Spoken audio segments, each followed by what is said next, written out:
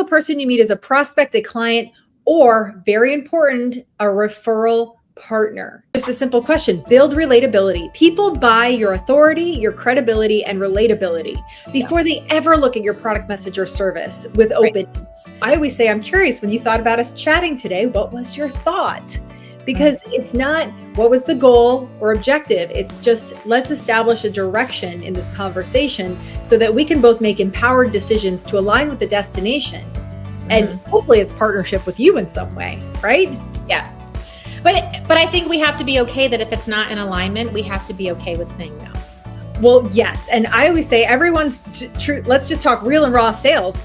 Your brain can only focus on one thing at a time. And so I've got to get real and raw with you here, because the people listening, they have to know that it's like, if you're in the mindset of thinking, could this person be a potential client? You won't step down that path confidently in presenting a solution for them. Right. If you're thinking like, are they? Just every single person you meet is a prospect, a client, or very important, a referral partner.